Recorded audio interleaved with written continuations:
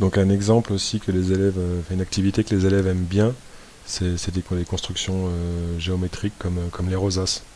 Alors là, vous avez des élèves qui peuvent vraiment vous faire des choses fabuleuses, quoi. Donc là, je vais vous en montrer quelques-unes.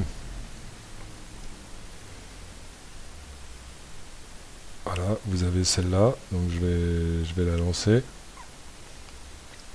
Donc pareil, là, quand vous regardez au niveau de la construction du programme, ben, chaque motif qu'on peut intégrer dans la rosace a été mis en bloc, en fonction, en sous-programme, si on veut.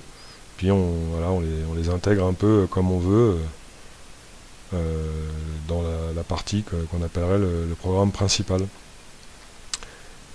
Et là, vous voyez que l'élève a fait changer les couleurs. Vous verrez dans l'exemple plus tard qu'une autre élève a choisi un choix de couleur aléatoire. Mais voilà, ça les élèves ils aiment bien. Et pareil, encore une fois, vous voyez qu'au niveau programmation, ben, il y a du boulot. Toujours là notamment dans les instructions répétées. Et une petite remarque aussi, quand vous voulez faire des rosaces, là vous voyez que ça vous fait des cercles. Il y a un motif cercle qui a été utilisé ici pour construire un cercle. Et en fait, de manière naturelle, Scratch ne permet pas de construire des cercles. Donc en fait, là, c'est faussé, ça construit un polygone régulier qui a tellement de côtés que l'œil voit un cercle. Puisque Scratch, en fait, lui, permet uniquement de construire des polygones. Mais vous pouvez tricher un petit peu, de manière intelligente, pour faire croire que vous construisez des cercles. Et là, vous voyez, c'est pareil, l'élève, il a passé du temps, quoi. Lui aussi, il a gagné ses 2 étoiles. Il fait une petite fin rigolote. Je vais vous en montrer une deuxième aussi, où il y a eu un gros boulot de la part de l'élève de 6e. Mais je vais la faire dérouler un peu plus vite, parce que elle met du temps à se finir. Voilà. Donc ici, là, pareil, vous voyez, l'élève, au niveau du programme, voilà, il y a quand même plein de choses intéressantes. Donc un élève qui vous fait ça, ben, il a quand même super bien bossé, quoi. Et puis il a surtout compris l'essentiel de la programmation. Je vais suspendre un tout petit peu la vidéo pour vous montrer ce que ça donne à la fin.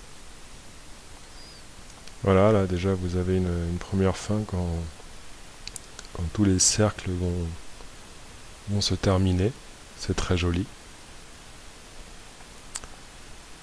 Je vais suspendre encore un petit peu. Voilà, puis ça donne aussi une bonne impression en 3D, en 3 dimensions. C'est joli. Puis cet élève après rajoute par-dessus des cercles et des rectangles. Le principe des rosaces, je vais vous montrer un petit peu parce que c'est quand même intéressant dans le fonctionnement de Scratch. En fait, au départ, voilà, vous avez ça. Vous créez des motifs en sous-programme, losange, cercle, carré. Puis alors, vous pouvez le lancer avec seulement le motif losange. Et puis par exemple, vous pouvez vous amuser à rajouter losange et carré, par exemple. Et clac, voilà. Et bien sûr, si vous voulez, bah, vous pouvez ici changer, mettez le losange et le cercle. Et puis voilà, vous pouvez faire des belles rosaces.